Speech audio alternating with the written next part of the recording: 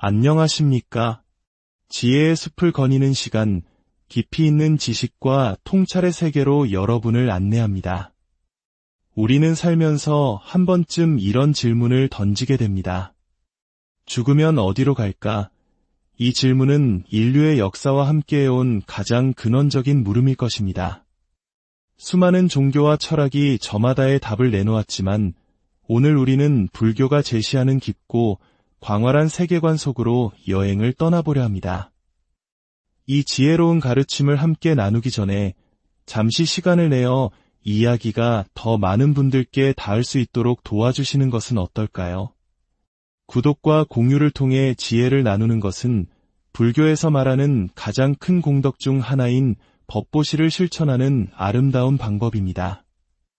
여러분의 작은 실천이 또 다른 좋은 인연을 만들고 그 공덕이 삶의 등불이 되어주기를 기원합니다. 자, 그럼 이제 시작해 보겠습니다.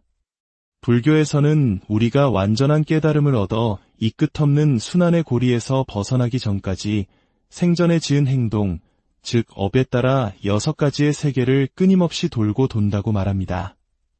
태어나고, 늙고, 병들고, 죽고, 그리고 다시 태어나는 거대한 수레바퀴.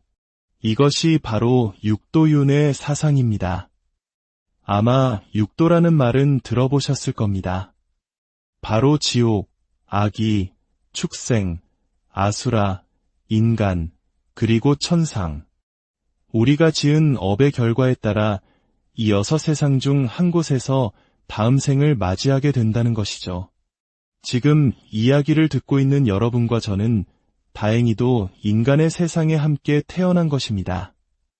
우리 주변의 동물들은 축생의 세상에 태어난 것이고요. 이처럼 한 곳에 머물지 않고 자신이 지은 업의 과보에 따라 바퀴가 구르듯 6세계를 떠도는 것.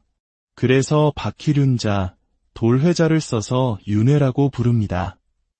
사실 이 윤회 사상은 불교만의 고유한 창작물은 아닙니다.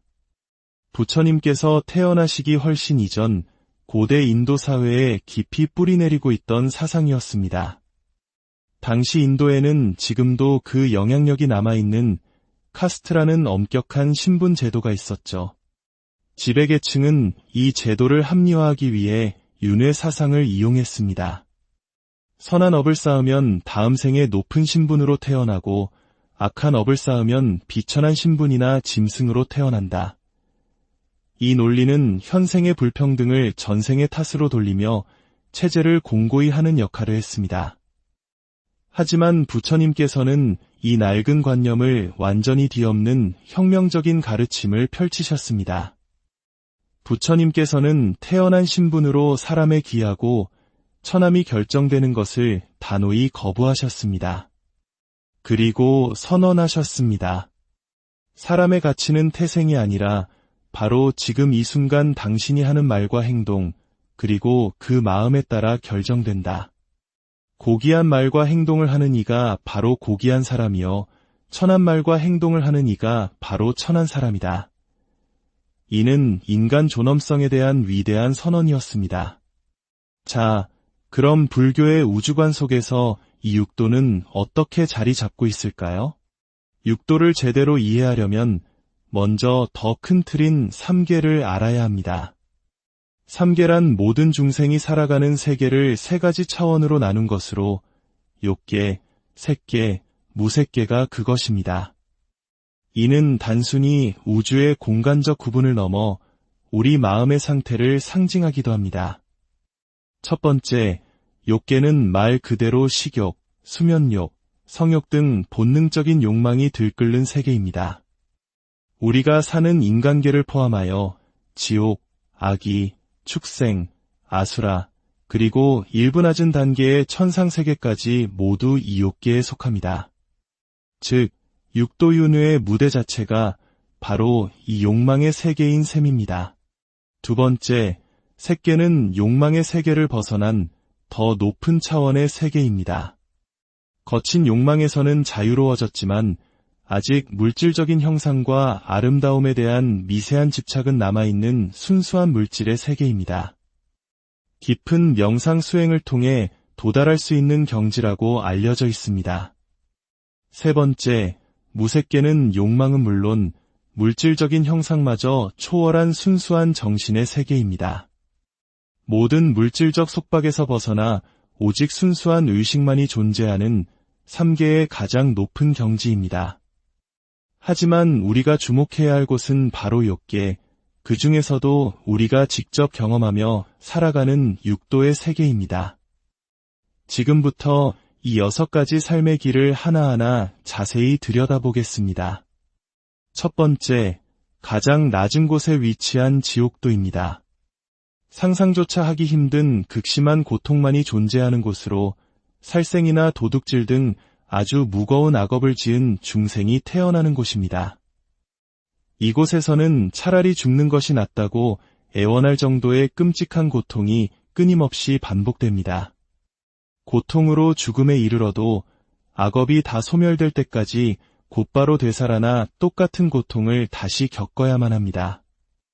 특히 죄질이 너무나 나쁜 자들은 사후의 재판조차 거치지 않고 곧바로 떨어진다는 무간지옥은 고통이 한순간도 멈추지 않는 가장 끔찍한 지옥으로 알려져 있습니다. 불교에서 지옥을 묘사하는 것은 단지 공포를 주기 위함이 아닙니다. 우리 마음속에 있는 극단적인 분노와 증오가 현실화된 세계를 보여줌으로써 우리 스스로 경각심을 갖고 악행을 멀리하도록 이끄는 깊은 가르침입니다. 두 번째는 아기도입니다.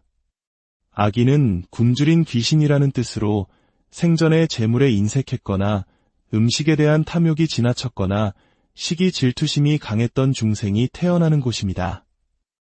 아기의 모습은 그들이 겪는 고통을 상징적으로 보여줍니다. 목구멍은 바늘구멍처럼 가늘고 배는 태산처럼 거대합니다. 눈앞에 맛있는 음식이 있어도 삼킬 수가 없고 물을 마시려 하면 불로 변해버려 영원한 굶주림과 목마름에 시달립니다. 우리가 흔히 사용하는 아기다툼이라는 말은 바로 이 아기들이 음식을 차지하기 위해 처절하게 싸우는 모습에서 유래된 것입니다. 이처럼 끝없는 갈증과 만족할 수 없는 욕망의 고통, 그것이 바로 아기의 세계입니다. 세 번째는 축생도입니다. 바로 동물의 세계를 말합니다. 어리석음의 과보로 태어나는 곳으로 본능에 따라 살아가며 서로를 잡아먹고 잡아먹히는 약육강식의 고통을 겪습니다. 현대 사회에서는 반려동물과 교감하며 그들을 가족처럼 여기지만 불교적인 관점에서 축생의 몸으로는 부처님의 가르침을 이해하고 수행하기가 매우 어렵습니다. 그래서 절에서는 스님들이 동물들을 마주칠 때마다 발보리심하여라 하고 속삭여줍니다. 부디 깨달음을 얻고자 하는 마음을 내어 다음 생에는 불법을 만날 수 있는 인간으로 태어나거라 하는 자비심의 발로인 것입니다. 네 번째는 아수라도입니다. 아수라는 끝없는 싸움과 투쟁 속에서 살아가는 존재입니다. 그들은 뛰어난 힘과 지혜를 가졌지만 교만함과 시기심이 너무 강해 항상 다툼을 일삼습니다. 특히 천상의 신들을 질투하여 끊임없이 전쟁을 일으킵니다. 모든 것이 뒤엉켜 엉망진창이 된 상황을 우리가 아수라장이라고 부르는 것도 바로 이 아수라들의 싸움터에서 비롯된 말입니다. 분노와 경쟁심이 삶을 지배하는 세계, 그것이 바로 아수라도입니다. 다섯 번째, 바로 우리가 속한 인간도입니다. 인간의 세계는 즐거움과 괴로움이 공존하는 곳입니다. 전생에 선업과 악업을 비슷한 비중으로 지은 중생이 태어난다고 합니다. 우리는 생로병사의 고통과 수많은 번뇌에 시달리지만 육도의 그 어떤 세계보다도 특별한 가능성을 지닌 곳이 바로 인간계입니다. 왜일까요? 천상의 세계는 너무나 즐거워서 고통을 모르기에 수행할 필요를 느끼지 못하고 지옥이나 악이 축생의 세계는 고통이 너무 극심해서 수행할 여력이 없습니다. 오직 인간만이 고통을 통해 삶의 본질을 성찰하고 스스로의 의지로 깨달음을 향해 나아갈 수 있는 지혜와 능력을 갖추고 있습니다. 부처님께서도 인간의 몸으로 태어나 깨달음을 얻으셨습니다. 그렇기에 불교에서는 인간의 몸을 받기가 마치 넓은 바다 한가운데서 눈먼 거북이가 100년에 한 번 물 위로 떠오를 때 마침 떠다니는 나무 판자 구멍에 목을 끼우는 것만큼이나 어렵고 소중하다고 가르칩니다. 마지막 6번째는 천상도입니다. 신들의 세계로 육도 가운데 가장 즐겁고 평화로운 곳입니다. 생전에 큰 선업을 닦은 이들이 태어나 오랜 시간 동안 행복을 누립니다. 하지만 중요한 점은 천상 역시 윤회의 일부라는 사실입니다. 그곳의 행복은 영원하지 않습니다. 수명이 다하고 복이 다하면 그들 역시 다시 업에 따라 육도의 다른 세계로 떨어져야만 합니다. 영원할 것 같은 쾌락에 안주하여 깨달음을 향한 노력을 게을리하게 만드는 어쩌면 가장 아름다운 감옥일지도 모릅니다. 이처럼 끝없이 돌고 도는 윤회의 수레바퀴. 그렇다면 이 거대한 순환이 이루어지는 시간에 대해 불교는 어떻게 바라볼까요? 놀랍게도 불교에서는 시간이란 고정된 실체가 없다고 말합니다. 시계의 초침이 분명히 움직이고 있는데 시간이 없다니 이게 무슨 말일까요? 이는 현대과학의 거장 아인슈타인의 상대성 이론과도 놀랍도록 맞닿아 있습니다. 아인슈타인이 시간과 공간이 절대적인 것이 아니라 관찰자의 속도나 중력에 따라 휘어지는 상대적인 것임을 증명했듯이 불교에서는 이미 2600년 전에 시간이란 인간의 인식이 만들어낸 개념일 뿐이라고 통찰했습니다. 우리의 삶을 돌아보십시오. 즐거운 시간은 쏜살같이 지나가고 고통스러운 시간은 영원처럼 길게 느껴집니다. 위기의 순간에는 살아온 수십 년의 세월이 영화의 필름처럼 단 한순간에 스쳐 지나가기도 합니다. 이처럼 시간은 우리의 마음 상태에 따라 고무줄처럼 늘어났다 줄어들었다 하는 상대적인 경험입니다. 불교에서는 이처럼 변화무쌍한 시간의 개념을 표현하는 독특한 단위들을 사용합니다. 가장 짧은 시간의 단위는 찰나입니다. 찰나는 눈 깜짝할 사이보다도 훨씬 짧은 약 75분의 1초, 즉 0.013초에 해당하는 시간입니다. 이 찰나의 순간에도 수많은 생각과 현상들이 생겨나고 사라지기를 반복합니다.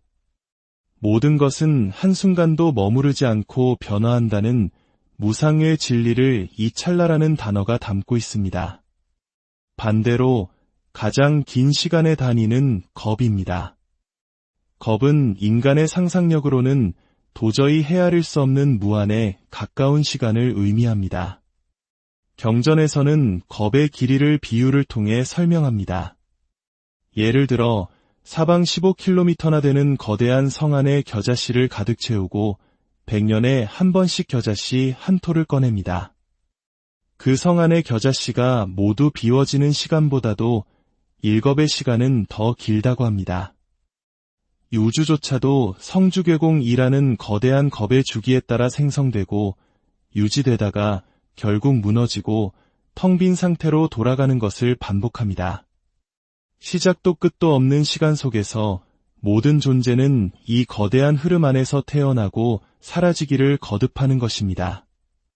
오늘 우리는 죽음 이후의 세계에 대한 불교의 대답, 육도윤회와 그 광대한 시간관에 대해 알아보았습니다. 지옥의 고통에서 천상의 환희까지 이 6세계는 먼 곳에 있는 이야기가 아니라 바로 우리 마음속에 존재하는 다양한 모습일지도 모릅니다.